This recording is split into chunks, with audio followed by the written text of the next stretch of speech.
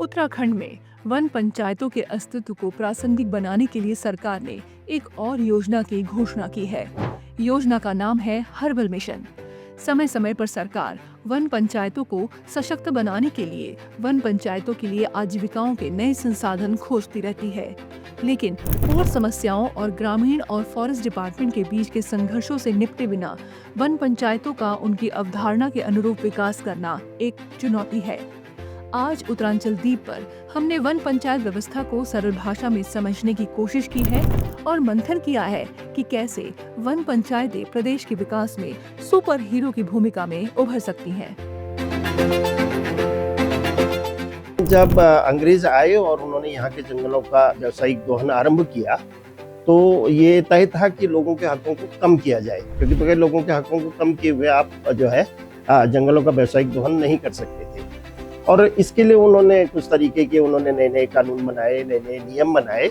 और एक तरीके से अगर संक्षेप में हम समझना चाहते हैं तो वो ये है कि लोगों के जो वन हक थे उन वन हकों को उन्होंने सीमित कर दिया। और वो हम देखते हैं कि 1878 में वो फिर 18 जो है एक वन कानून लेकर के आए, जिस वन कानून के भीतर उन्होंने एक रिजर्व फॉरेस्ट वाला जो कंसेप्ट है वो लेकर के वो आए। और रिजर्व फॉरेस्ट के भीतर उन्होंने ये कहा कि जो है लोगों के किसी प्रकार के हक नहीं होंगे और इसके भीतर जो कुछ भी प्रोड्यूस है, फॉरेस्ट प्रोड्यूस है, उसका इस्तेमाल जो है वो अपने हित में करेंगे। उस समय का जो समुदाय था वो समुदाय अपनी खेती के लिए या अपने जीवन यापन के लिए कहें, जितना खेती की जमीन के ऊपर निर्भर था उससे कहीं ज्यादा जंगल के ऊपर निर्भर था। क्योंकि जो है हर परिवार के भीतर जो है पशुओं की संख्या सैकड़ों में हुआ करती थी।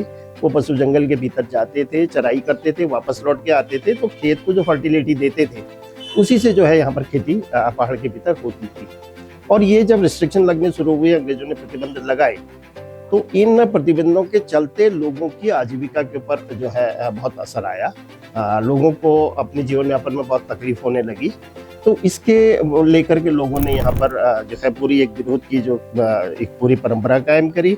और हम देखते हैं कि 1911 से लेकर के 1921 तक जो है यहाँ पर बहुत बड़े बड़े आंदोलन हुए, जिसमें छोटे बच्चे भी जेल में गए, महिलाएं भी जेल में गई और कई तरीके के लोगों के ऊपर जुर्माने लगाए गए, कई तरीके के प्रतिबंध जो है वो लोगों के भीतर लगाए गए।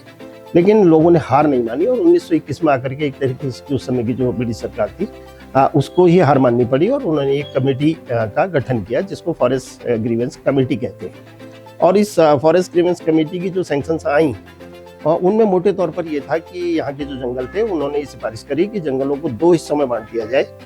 एक जंगल वो हो जिनमें कॉमर्शियल स्पीसी है, मान लीजिए चीड़, देवदार है, और एक जंगल वो है जो चौड़ी पत्तियों के हैं, जिनमें बांस, बुरास, फलियां, ये तमाम चीजें हैं। तो इस तरह से जंगल दो भागों में बटे।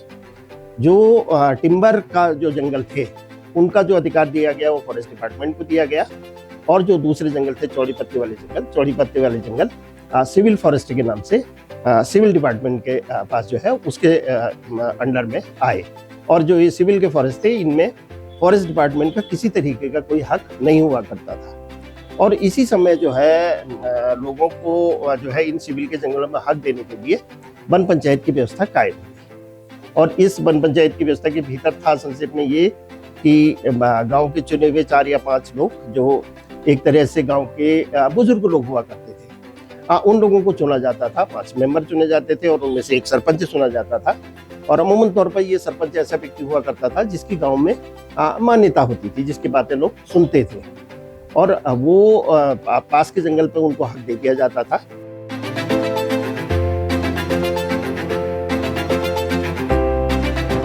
हालांकि समय समय पर सरकार कई तरह की योजनाओं को वन पंचायतों से जोड़ने का प्रयास करती रही है, लेकिन ग्रामीणों और फॉरेस्ट डिपार्टमेंट के बीच की कश्मकश को खत्म करने के साथ साथ कुछ और कोर विषयों पर चिंतन मनन जरूरी है।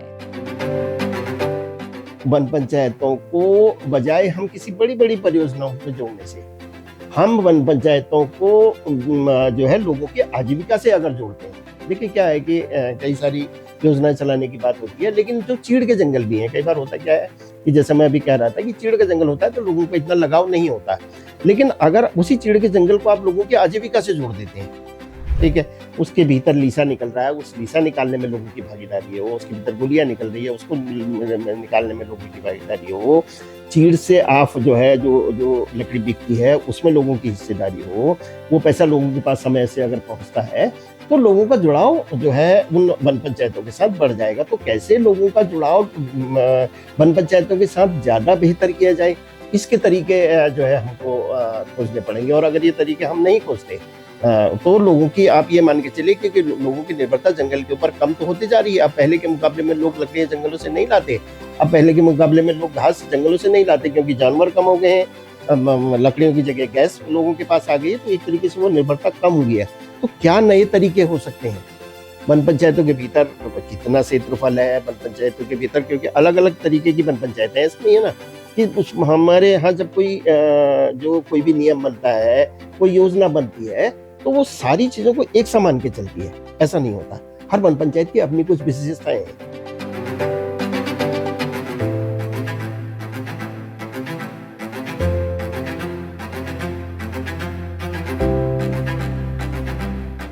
हर्बल मिशन के साथ साथ कई और माध्यमों से वन पंचायतों की आजीविका बढ़ाने पर विचार किया जा सकता है।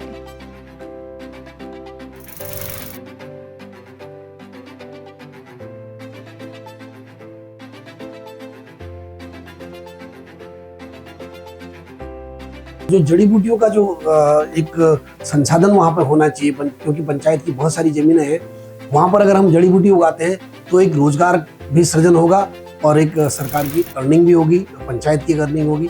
उसमें हम लोग जो कमर्शियल खेती है उसके लिए हम सतावरी वहाँ पर लगा सकते हैं, हम जेरेनियम में बहुत बड़ा काम कर सकते हैं, हम रोजमेरी में वहाँ पर बहुत बड़ा काम कर सकते हैं, हल्दी है, अदरक है, ये सब चीज़ें जो हैं जो कमर्शलाइज हैं, इनके लिए अगर हम प्रमोट करें हम पंचायत के लोगों को, तो इसमें कर सकते हैं। दूसरा इसमें एक और है, जो फॉडर प्रजातियां हैं, जो चारा प्रजातियां हैं, वो उनका सबसे बड़ा रोल है, क्योंकि अभी तक हमारे जो विलेजर हैं, जो जानवर पाल रहे हैं, मवेशियों को पाल रहे हैं, वो जंगलों पर आधारित हैं, और जंगल में उनको अगर चारा के लिए जाना पड़ता है तो वहाँ पर मैन एनिमल कॉन्फ्लिक्ट्स की जो स्थिति आ रही है मानव वन्य जीव की, वो सबसे भयावह है।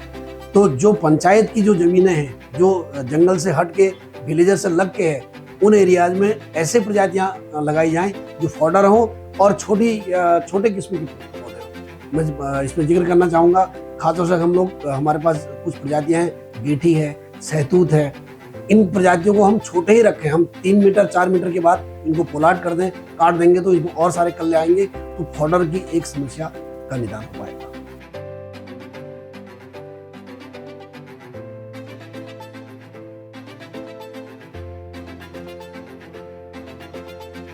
जो हमारा इको टूरिज्म है, वहाँ पर पंचायत के क्षेत्रों में हम ऐसे चीज़ें बनाएं, कुछ कुटीर उद्योग, छोटे छोटे बांस पर है, रिंगाल पर है, इस पर हम काम करें, और छोटे छोटे और जड़ें हैं, पत्थर हैं, रेता है, इन पर भी हम थोड़ा थोड़ा काम कर सकते हैं, जिसके हम पर्यटनों को भी लगा सकते हैं। और कुछ जो इथनोबॉटनी का हमारा एक सेशन है, जो हमारे पहाड़ में बहुत सारी ऐसी चीज़ें हैं, धार्मिक प्लेस है, इनके बारे में हम लोग जानकारी अगर देते हैं, तो वो भी हमारे पंचायतों का सोर्स होता है।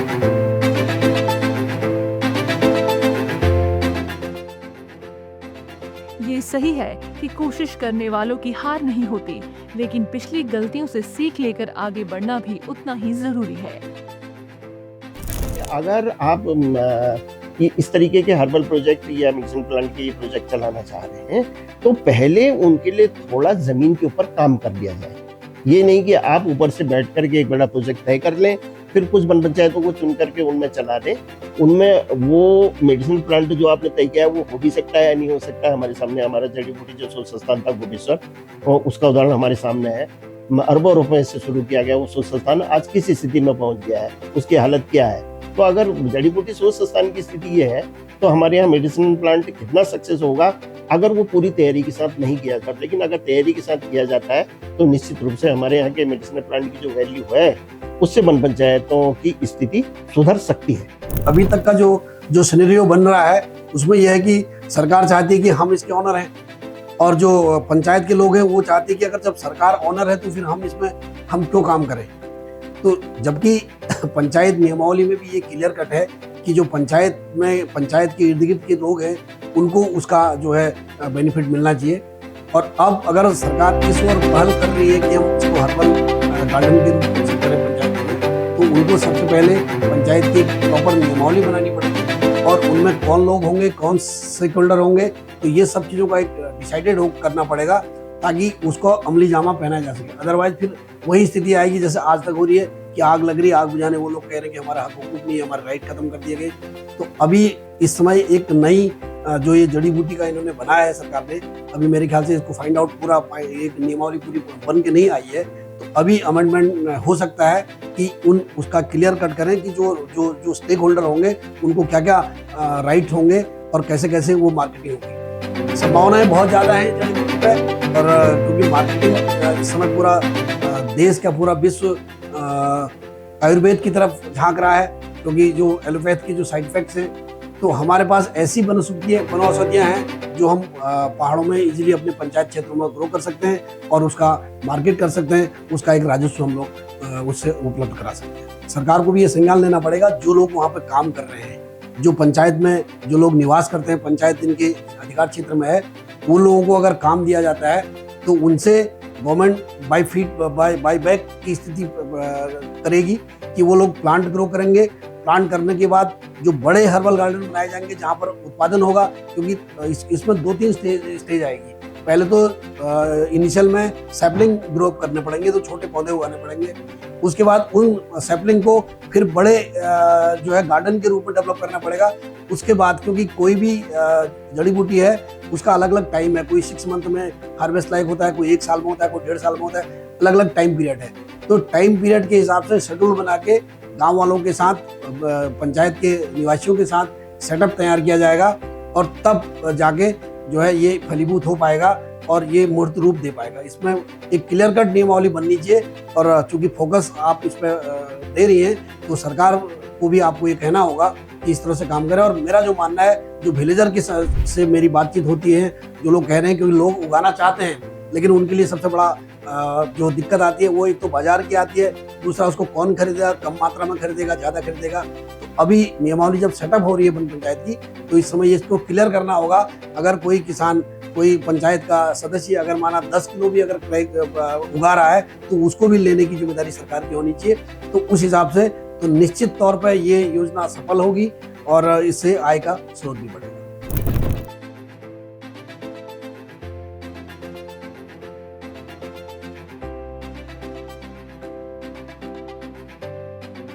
जब 1931 में ये बनी थी, उस समय के जो रूल्स थे और उससे जो चीज़ें पूरे जो है समाज में फैली, पूरे लोगों के भीतर फैली, उस व्यवस्था को मुझे लगता है कि पूरे देश में ले जाने की जरूरत है। क्योंकि हम एक आइसोलेशन में आ गए ना। एक तो उत्तराखंड में भी 2 डिस्ट्रिक्ट आपने अलग कर दिए, उनमें आप लागू नहीं कर रहे हो, केवल 11 जिले जो है रह जाते हैं। उन्हीं 11 जिलों में हम एक पलायन की बहुत बड़ी समस्या से जूझ रहे हैं, तो हमारे पास वहाँ पर मैन पावर भी नहीं है, तो वो चीज़ें जो है खाली हो जा रही हैं। तो ऐसे में अगर इस व्यवस्था को पूरे देश में लागू किया जाता है तो ये पूरे देश के लोगों के लिए बड़ी फायदेमंद हो सकती है, और एक तरह से जो फॉरेस्ट डिपार्टमेंट और लोगों के बीच की जो दूरी है, उस दूरी को भी जो है पाटने का ये काम कर सकती है। अब ऐसे में हमारे यहाँ जो फॉरेस्ट डिपार्टमेंट का जो तरीका हो गया है, वो तरीका देखिए, आप देखेंगे कि आपके यहाँ एग्रीकल्चर डिपार्टमेंट है, ठीक है, और एग्रीकल्चर डिपार्टमेंट लोगों की जमीनों के ऊपर काम करता है।